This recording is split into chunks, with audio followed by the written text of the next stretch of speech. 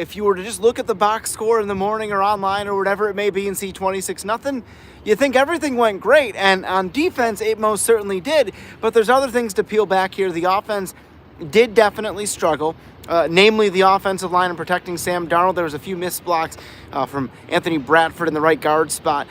Despite it all, though, the Seahawks won by 26 points. And the idea that we can sit here and say, okay, they have to fix this, they have to fix that, or they did this wrong, and they still won by 4 scores is really indicative of just how good this Seahawks team is in 2025. Now, a few things to break down. Let's start with the defense, because the defense was out of this world. And the preface that is necessary, but I don't think it means as much as some would make out to be, that the Vikings were starting an undrafted rookie in Max Brosmer as their quarterback. His first career start was against this Seahawks defense, okay? That's a tall task for a veteran, let alone a guy taking his first starting snaps in an NFL game. But the Seahawks got to him early and often, 4 sacks, 5 turnovers. It was a really incredible show of display. And in a game where the offense did not score a touchdown until the final fourth quarter, like the final 10 minutes or so, where the offense was struggling to move the ball, and in times putting the defense in a rough spot as far as where they ended up taking over the ball, the Vikings. The fact that the Seahawks were able to shut them down in a way that led this to be such a lopsided win is so impressive in every way. The key to the game, obviously, was, okay, we talked about that pressure on Sam Darnold. Minnesota brings it again. Dallas Turner forces the fumble on Sam Darnold. And in that moment, the Seahawks lead 3-0, and you're thinking, okay, this is when Minnesota's going to grab some momentum potentially. This could be a potential disaster if the Vikings make the most of this opportunity. Instead, it was the Seahawks defense being opportunistic. DeMarcus Lawrence, who had an amazing game, more on that in a minute, tracks down Brosmer, bringing him down for a sack. Brosmer should just go down at that point and save 3 points for his team, but he inexplicably lost it up. Ernest Jones IV, he said as he watched the ball come to him, he's like, I can't believe he's not going to throw this thing, is he? And he did, and he said time slowed down, and he ran 85 yards the other way for the touchdown. So from potentially being tied at 3 or down 7-3 to leading 10-0, that was everything. That was the hugest of difference when it comes down to this game. And from there, it was more of the same. I mean, the offense couldn't punch it in, but Jason Myers, speaking of special teams, punched it through 4 of 4 on field goal attempts. And anytime momentum started to shift even a little bit to that Vikings offense, the Seahawks defense had the answer. Lawrence had a huge sack. He also had a huge hit on running back Aaron Jones, forced the fumble, a play that Mike McDonald says is now his new favorite play of all time, because DeMarcus just came out of nowhere, with a huge tackle on Jones' back. Jones coughs it up, Ty Okada recovers, threat over, Seahawks take over, and move on from there. But we also had interceptions, 2 of them, in fact, from Ernest Jones. You had Reek Woolen with an interception, Kobe Bryant with an interception, and when it comes down to it, that's what makes this team special. Okay, we're talking about an elite defensive performance.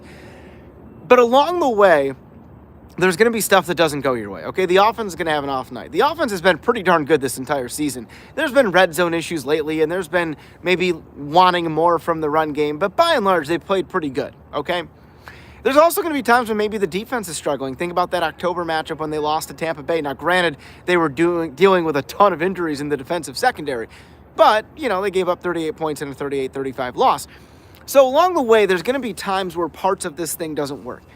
But the idea that you can still win when you don't score your first touchdown until the fourth quarter on offense anyway, that's a sign of a team that's really got something special, that has what it takes to win games in the playoffs. Okay, because when you're talking about playoff games going against the best in the NFL, inevitably you're going to get every team's best shot, obviously, but inevitably they're also very good. So not everything is going to go according to plan. And it didn't today in a regular season matchup for this offense, and yet the defense was there to carry them along the way. And I love what every player said, from when I talked to Kobe Bryant here on the field to guys at the post-game press conference. They all said we have each other's backs.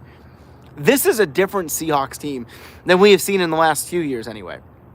Just the vibe at VMAC, just the way you hear these guys talk about one another. And I know that's like, okay, Nico, show me some touchdowns, things like that. But that is just as important, because the reality is when something like Darnold's fumble happens and Minnesota takes over in the red zone, I mean, you're talking about, the word I used earlier, disaster, could be what you're talking about. And you're talking about a defense that could be playing on its heels, that could be kind of, we got to go back out there again. That stuff happens, but not with this team. And they turned that red zone opportunity for Minnesota into a pick six the other way. And the fact that Ernest had 2 interceptions, the fact that Reek Woolen had 1, although he fumbled it on the return, but he still gets credited for the pick. And the fact that Kobe Bryant had another interception, he's been incredible in the secondary as well.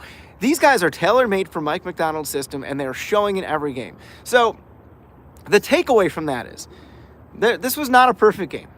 Minnesota was a 12-point underdog and starting, as we mentioned, an undrafted rookie free agent quarterback in this game in his first career start. So there's definitely stuff to clean up in every facet, but the way that they were able to win 26-0 when the offense sputtered, that is the sign that you take away from this. Now, you certainly look at how awesome the defense was. First shutout in a decade, and they made it happen in this game. When this team needed it the most, the defense stepped up. There's going to be a time when the defense needs the offense, and there has been times this year, and they've come through. This is a really well-rounded group, and Mike Macdonald, he said it. He's just so proud of the team, and I know, again, that sounds like coach speak. There's that word that coaches use, but there's a genuine, rooting for each other on this team. It's not just, about one guy's stats or accolades or whatever it might be. These guys really have bonded, and you think about guys in that 2022 draft class that have stuck it out. We mentioned Woolen and Bryant. There's Charles Cross. There's Ken Walker, Abe Lucas, guys that have really formed the foundation of what this team is in 2025 in a lot of ways. And let's, not get ahead of ourselves because there's 5 games to go, although the Seahawks are now back tied on top of the NFC West with their win today and the Rams lost to the Carolina Panthers. So that's cool. But without getting ahead of ourselves for the rest of the way, this is a team that has something special about them when it comes down to that, the intangibles, the X factor. A lot of stuff can be thrown their way, yet they seem to handle it in the best of ways. The fact that the offense was still grinding, still finding a way to score, even though it was the fourth quarter and they're up 19-0 and they had struggled to that point. It's just really something uncanny about this team, about this unit, that they're able to do some really special things in that regard. So that's the big takeaway from this. They can win in a variety of ways, and we've already seen them through 12 games here in 2025, with hopefully 5 and then several more after that, right? And the idea that they can be put in any corner, whether it's the offense struggling, special teams struggling, defense, whatever the case may be, they're going to find a way. Now, that doesn't mean they're going to win all of them the rest of the way. Maybe they do. That'd be nice. But likely they're going to drop one along the way here in the regular season or something. But it's the idea that they can win in that many ways, that they're versatile, that you're a complete team enough so that you can absorb what was probably the worst offensive performance we've seen maybe since the season opener. I would say since the season opener. Minnesota's defense is tough. That's not to take a credit away from them. But the idea that you absorb that and you still won by 26 points. Listen, you take a win any way you can get it in the NFL. You take a win if it's 3-0. We saw them beat the Bears in December of 24, 6-0, right? You take a win any way you can get it. But the fact that you essentially had a blowout win, you won by 26 points. You won by more. Remember the Cardinals game here just almost about a month ago, back on the 9th? Seahawks led 35-0, then won 44-22. You won by more points in this matchup where your offense couldn't do anything really until the end.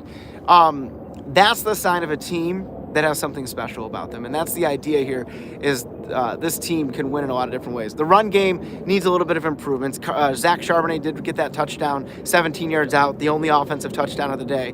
And that was a nice run. Kenneth Walker had some really nice runs. He also had a couple wiped out by penalties. And he just missed about an 80-yard touchdown run by maybe a couple inches. Just tripped up after a 24-yard pickup. So I'm not as down on that. The run game is going to be okay. Minnesota's front seven was really good. The Seahawks offensive line needs to step it up a little bit, but from that perspective, and I'm not trying to single guys out, it was more in the right guard spot, and certainly they seem to shore that up as the game goes on. Defense is hard to nitpick anything. They were great. Special teams, they were great. Some nice returns, and obviously Jason Myers going 4 for 4 on field goals. In a lot of ways, it was the difference because you're talking about a 14-0 game at that point, although it's not really the difference if Minnesota didn't score at all. Defense gets the MVP. DeMarcus Lawrence was all over the field. The sack, the forced fumble, the forcing of the bad pass for the pick 6 that Ernest Jones took back. Ernest with 2 picks. This is a special group. And so here we are in the home stretch. They're on the road at Atlanta next week. They should be favored in that game.